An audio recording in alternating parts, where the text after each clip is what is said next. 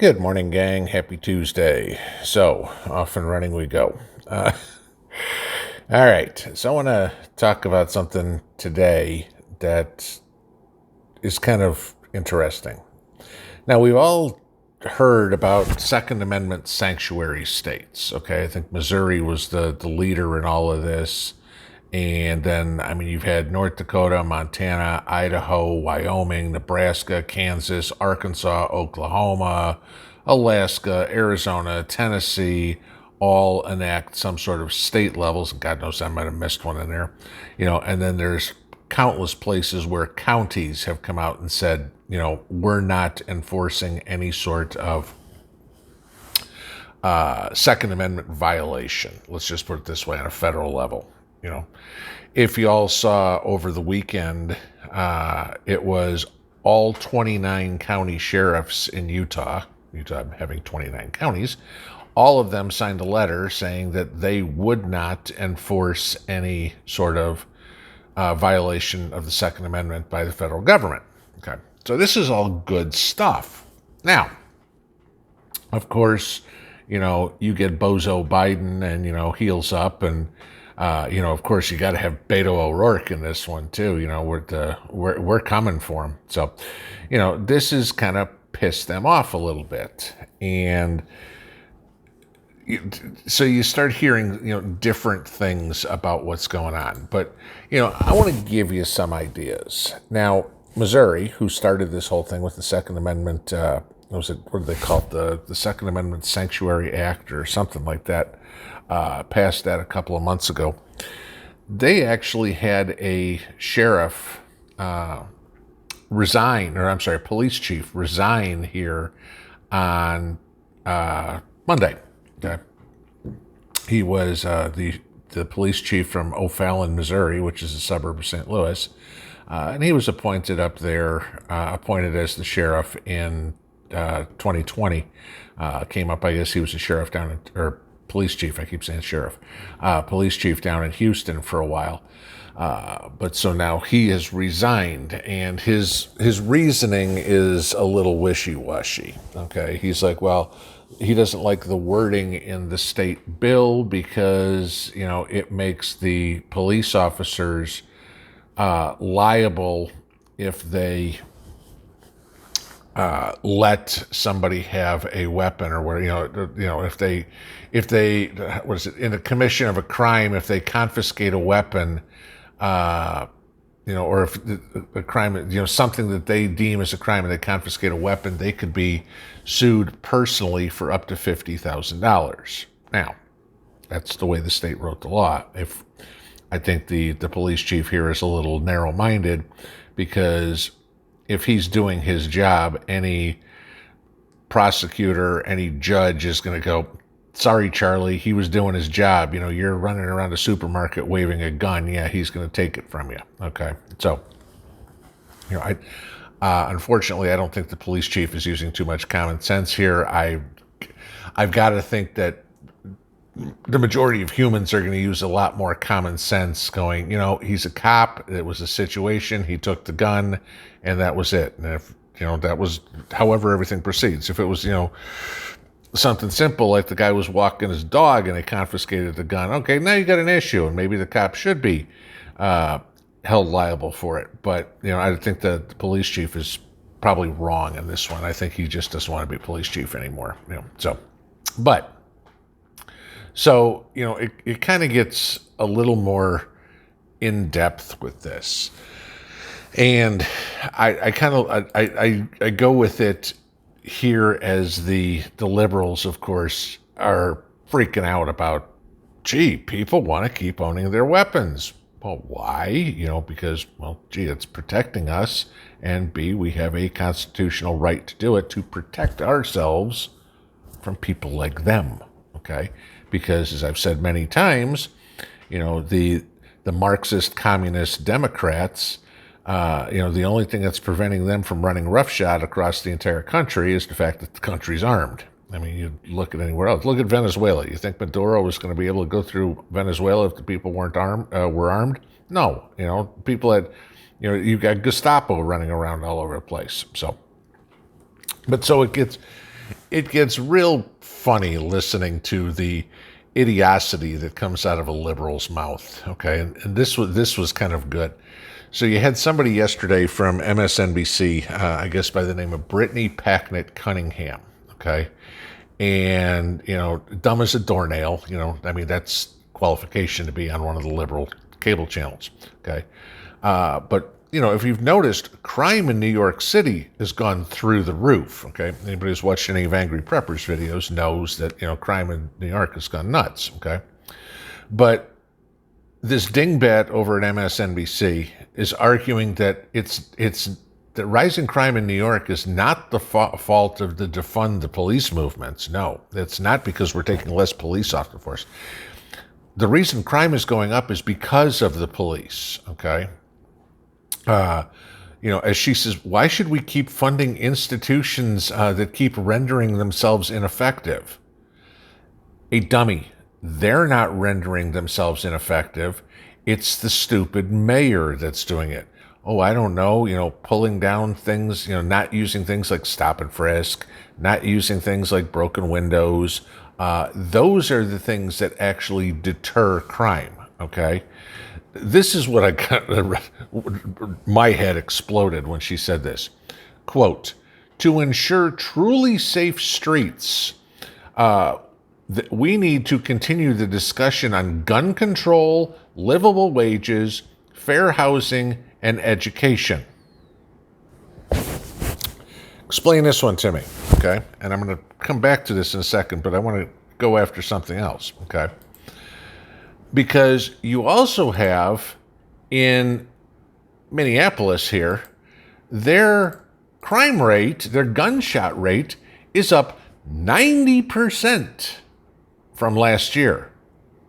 Would that have anything to do with defund the police?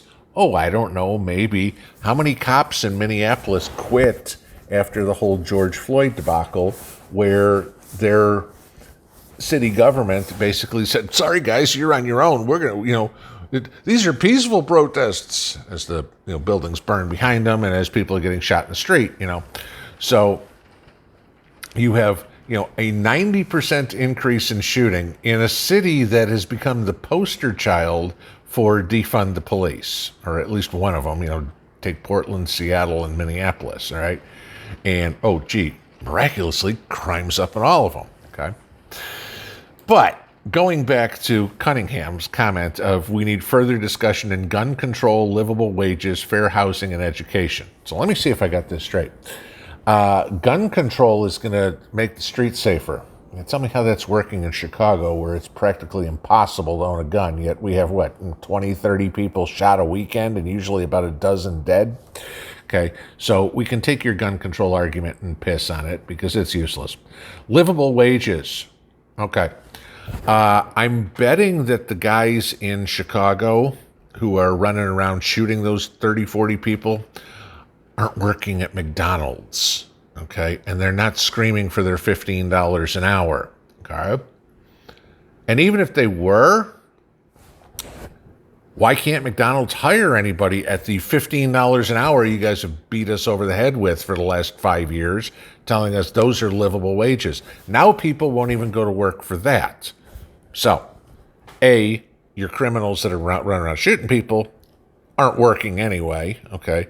And B, even if they wanted to, the companies have now offered to give them what they've been begging for, and they still won't do it. So face it, they're just lazy criminals, okay?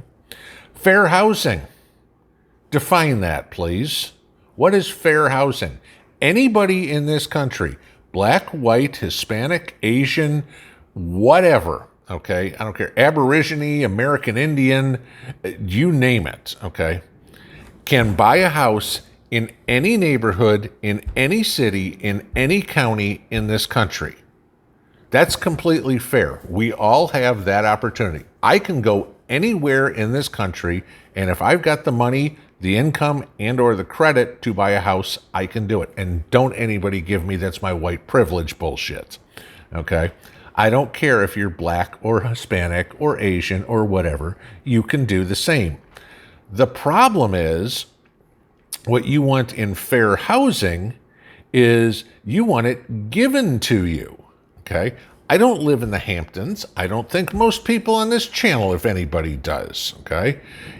I don't have some $1 million home in San Francisco or New York or something, and I don't think anybody on this channel does, all right? But any of us, if we wanted to sign our life away and have a mortgage that's this big, if we've got the credit and the income, we can buy it, just like anybody else can. So don't give me the fair housing crap, because that's fair to everybody, okay? Education. Let's go for the last one. Okay, so how do you, to ensure safe streets, education. Again, I'm going to go back to these criminals running around Chicago, Minneapolis, New York, Los Angeles, whatever it is. The average education that a gangbanger has is 7th grade. Now, in case y'all haven't looked at your property tax bill lately, you are paying for every kid in your neighborhood, whatever, in your school district, to get an education through grade 12. The fact that they only went to school through grade 7 is suddenly now my fault? Okay. Bernie Sanders and the rest of the liberal Looney Tunes want to have free college, at least free community college your first 2 years. Well, great, but guess what you need to have to get into community college or into a regular college or a university? You have to have a high school diploma or a GED. Guess what? You ain't getting one of those if you quit in 7th grade. Okay, so, Miss Cunningham, let me explain this to you. Your gun control idea is already proven to be a failure. Your livable wages thing has already been put out in front of everybody, and yet they still they won't do the job, okay? Fair housing has existed in this country since the 60s, okay? So we're talking 50 years now, okay? Equal education has existed in this country for decades. And don't give me, there's crappy school districts and there's good school districts and all this sort of stuff. Yeah, I'll agree. There are crappy school districts and good school districts. Why? Why in the world would a good teacher want to go teach school somewhere where he or she has to worry about getting shot in the hallway, like happens, half a dozen times a year, okay? Because they go in and teach it. So you got the teachers that are teaching in these schools may not be the best teachers. Some of them are very good, don't get me wrong. But if you want to have, a pool of all the teachers to choose from, maybe you need to clean up your community first and get rid of the thugs and the gangbangers, okay? And you ain't going to do it with all your little Lucky Charms and, pink elephants and, golden rainbows or whatever the hell it is here, and your stupid ideas, okay? Miss Cunningham, liberalism is a colossal failure. It has been every single place it's been tried in the world in history, okay? Your ideas don't work. Please get off MSNBC. Go back and get your 8th grade education, because, you're obviously as dumb as everybody who dropped out in 7th grade, and leave the running the country to the intelligent people, and those aren't liberals. So, guys, just want you to think about this. What are you going to do when the police chief, the sheriff, the cop in your town says, I'm not putting up with this anymore. It ain't worth it. I'm a New York cop, and I can get sued for arresting somebody. Personally, police department won't have my... What are you going to do when there is no police force? I hope to God that you stock up on your precious metals. And I ain't talking gold and silver. I'm talking about brass and lead, okay? Because it's going to come time where you're going to have to protect yourself. And that's what I got for a Tuesday. We'll see y'all tonight, 8 o'clock Eastern time, right here, live stream. That's what we do on Tuesdays. Have a good day, y'all. Pinball out.